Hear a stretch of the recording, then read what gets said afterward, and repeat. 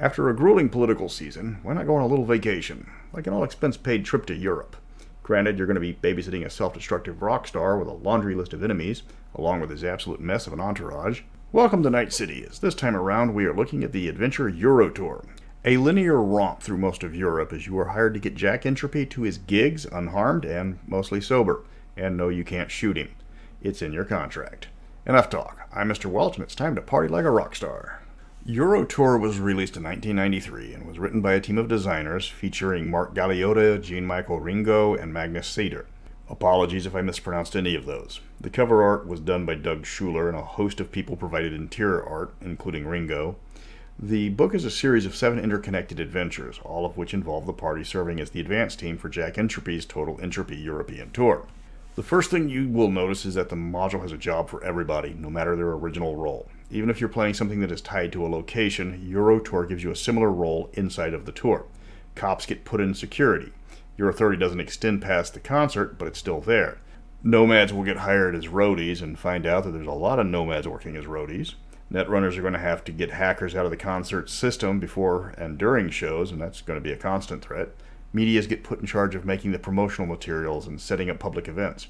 Rocker boys get to play backup. Fixers get to use their skills to find materials suddenly in demand, ranging from fuses for wiring, guitar strings for the band, or enough cocaine to kill a Roman legion for Jack.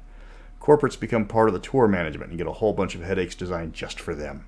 Compared to Land of the Free, Eurotour gets the road trip part right by having jobs for everybody at the start of the adventure, instead of ripping them out of the setting with no warning. The party will quickly become part of the tour's inner circle through competence, necessity, and attrition the further the adventure goes on.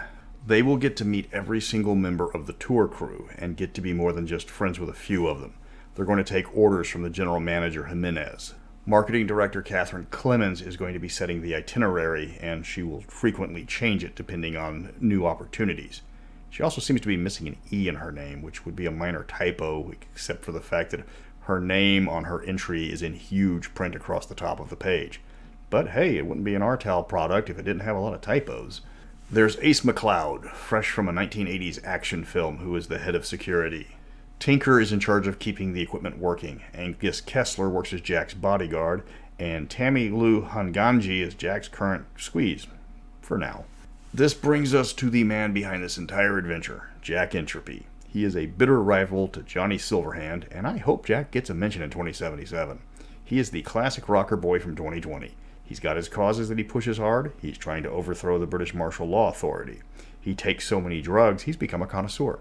This causes him to act impulsively and doesn't even notice the people he's hurting or annoying. In the rare moments that he's lucid, he's pretty open with the characters and he's generally friendly. How the Game Master plays up Jack Entropy is key to this module. He's not a Mary Sue. He is a deeply flawed individual who has a laundry list of people looking to do him harm, and his name is at the top of that list. You have to make him likable to the players, but at the same time very frustrating.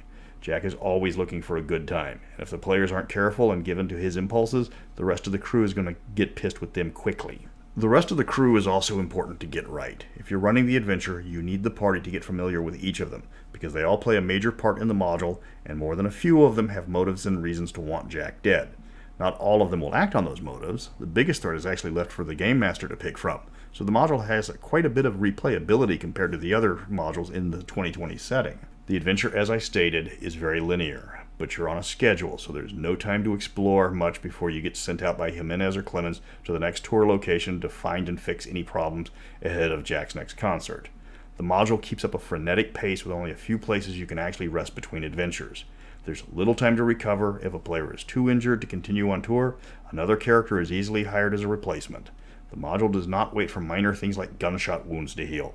Every act takes place in a different country or city, so make sure the players buy up language chips or learn some customs before you whisk them away to the next concert. The module requires some finesse to run correctly. You will have to get the players attached to the NPCs, and you'll have to make the players feel appreciated when they do well. Every major NPC has a different reward for a job well done, from money to promotions to sex, all the way to being made part of Jack's inner circle. You don't have to reward each player the same or by the same NPC. If a techie manages to get the sound system working right before a concert so the show goes off without a hitch, Clemens will cut the character a check, but Tinker is going to make the PC her #1 troubleshooter. If you impress Jack enough, he'll upgrade you to his entourage.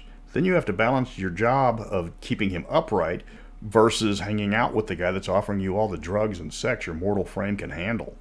You're going to have to do your homework to run this module. Since there are multiple endings, you have to plan each chapter based on your chosen ending. Even if the players do everything right, there's no guarantee Jack makes it out of this one alive. You have to decide if it's even possible for the players to reverse the man's death spiral, or even if he wants to get out of it. He's worth far more dead than alive to many people, including his own team, and they are more than willing to share the wealth with the players to make sure that he turns up a martyr. There's more than enough subplots for the players, no matter the roles they play. Sometimes these jobs are official, others are off the book, and a few of them are spur of the moment. If Jack decides that he suddenly wants to do a publicity shoot on top of the Arc de Triomphe, the players can either tell management or just do it and try to convince management that it was a good idea after the fact, assuming management just doesn't think it's a great idea if the players do rat Jack out. There's a ton of adventure hooks in Eurotour to keep the game going far beyond what the book gives you. You will probably want to pick up a copy of Eurosource Plus to get the best use out of the adventure. You are hopping all over Europe, and knowing a bit more about the countries that you are visiting is a major help. You're going to have to remind the players that this is Europe. There are no combat zones. Weapons will be pistols at most, and even then only where the tour can get permission for them. Remember that knives are your friends in Europe. Characters are going to get stripped of their heavy combat gear. They don't need to be bringing negative attention to the total entropy tour, because Jack's going to be doing that all by himself. Eurotour is a fun adventure. It's got something for everybody. Multiple endings, memorable NPCs. It tells a coherent story, even if by its own nature it's predictable. You can pick up a copy for $12 on the Artal website. Remember to grab Eurosource Plus if you're going to run Eurotour. You can make a practical campaign out of the module, or if the players like the scenarios, give them another concert to supervise after this one, because either tour management likes them enough to keep them on, or maybe another tour hires them away. But that's up to your players.